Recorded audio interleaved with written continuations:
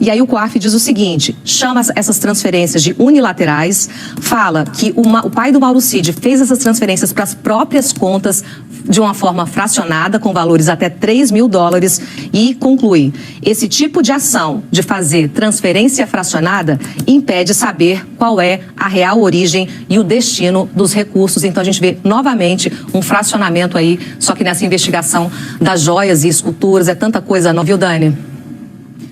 Camila, o Leilani sacudiu a cabeça quando Camila falou, a gente vê novamente essa coisa do fracionamento. Por quê, Leilani? Porque a gente tem visto isso em outras ações, né? Inclusive aqui da rachadinha no Rio de Janeiro. Desde os tempos mais primórdios do bolsonarismo, antes da eleição dele em 18, veio essa marca, né? Depósitos fracionados na conta Exato. de aliados ou parentes do ex-presidente da República. Gente, fica comigo, todo mundo, porque a partir de agora você vai ter em primeira mão todo o cronograma, o passo a passo dessa investigação deflagrada hoje pela Polícia Federal. Ih, desculpa, Vivi, quebrei sua perna. Pronto, fui eu. Vamos lá, gente, para você entender um pouco o que aconteceu, eu vou trazer para vocês datas, entrada e saída, mensagem, tudo o que a Polícia Federal tem para robustecer a suspeita, revelada pela Natuza Neri, de que o Rolex, dado pelos árabes a Jair Messias Bolsonaro, foi vendido nos Estados Unidos. O dinheiro desse Rolex foi depositado na conta do pai de Mauro Cid, o general Mauro Cid. E é por isso que hoje ele foi alvo dessa batida. Celular na mão, informação para você aqui agora. Vamos juntos trazendo todo o detalhamento. Pega papel e caneta porque você vai conseguir, junto com o calendário, traçar exatamente tudo o que aconteceu. A Polícia Federal descobriu que houve a venda do Rolex em Miami. Qual era o procedimento segundo a investigação? O Cid levava para o pai, Mauro Cid, o general, que levava para as lojas e vendia. O dinheiro, então, era depositado na própria conta do general Mauro Cid. Isso está coreografado no relatório da Polícia Federal. Então, Cid pegava as peças, e a gente vai falar a partir de agora em as peças, porque eles tentaram vender, segundo a apuração do Trali, de tudo, joias, esculturas, várias outras coisas. Então as peças eram levadas para o Cid, que entregava para o general Mauro Cid, pai dele. Esse general vendia e depositava na própria conta o dinheiro. E aí um Rolex chamou a atenção da Polícia Federal. É aquele Rolex do conjunto de joias enviadas pela Arábia Saudita.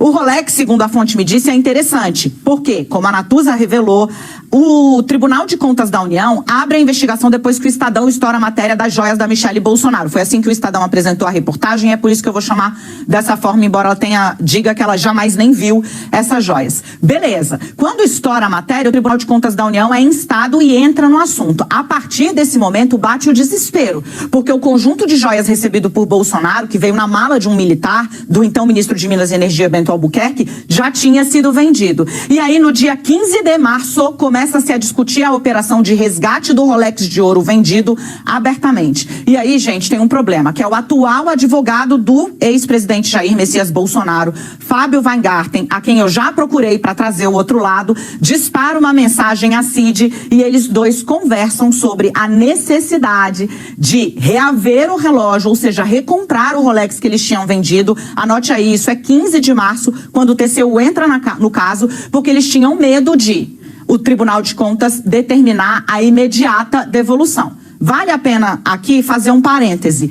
Naquela ocasião, o ministro Augusto Nardes havia dado uma decisão, primeiro, que Bolsonaro guardasse as peças, acautelasse as peças, muito contestada. Depois o caso vai ao plenário e o plenário ordena a volta dessas peças para o Brasil. Esse tempo foi fundamental para que o relógio fosse recomprado. A partir daí, em que se decide a operação reaver o relógio vendido, eles escalam alguém de confiança para fazer o trabalho.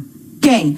Frederic Wassef, aquele ex-advogado de Bolsonaro, uma figura, uma espécie de eminência parda no governo dele. E a PF sabe exatamente quando ele entra nos Estados Unidos. Ele pega um voo de Campinas para os Estados Unidos, ele desembarca em Fort Lauderdale no dia 11 de março e passa a negociar a recompra do relógio. O Wassef cumpre com o serviço que lhe foi encomendado. Aí o Cid é avisado, isso a PF também já tem, olha, deu certo, rolou, recomprei. E aí o Cid embarca para para os Estados Unidos também, ele já estava no Brasil, de Campinas para Fort Lauderdale, recebe o relógio e volta para o país com ele no dia 28 de março.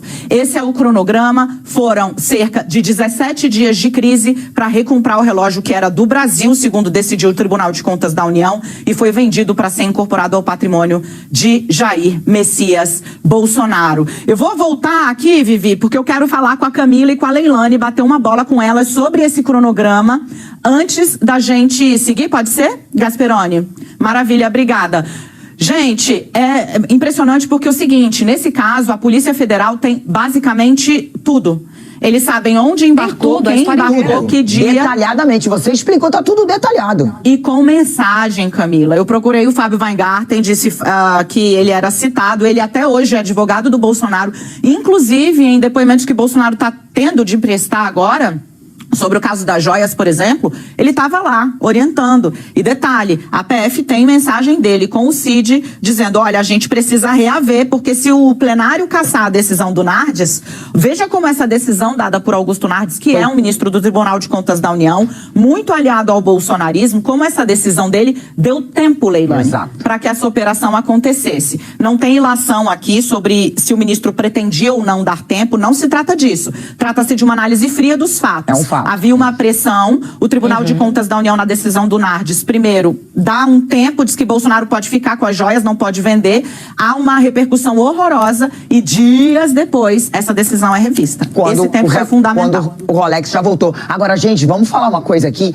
O general Mauro Cid, pai do Mauro Cid, virou um camelô de luxo, né? Ele é um camelô. Esse é o termo, Leilane. Camelô de luxo é o termo que eu ouvi dos investigadores. Porque, gente, a história que a gente está mostrando aqui, todo mundo participando das apurações, a Dani mostrando o roteiro, que inclusive, porque é o seguinte, fez a besteira e tinha que desfazer. Aí o Asa vai lá comprar. Tem joia, tem escultura em avião presidencial. Uma vergonha. Vai contar já essa história, que inclusive em dezembro tinha, no que a Dani estava contando, né? Porque são tantas pernadas de viagens, e aí todas elas usando o avião oficial, a Dani estava contando que também estava. Então tinha escultura, tinha aquele kit de joias masculino, tinha todo um enredo de fazer, vender e depois ter que contornar para fingir que não era e entregar de volta para o TCU. Sobre Augusto Nardes, TCU e essa questão das joias. Eu até já mostrei aqui algumas vezes, vou reforçar.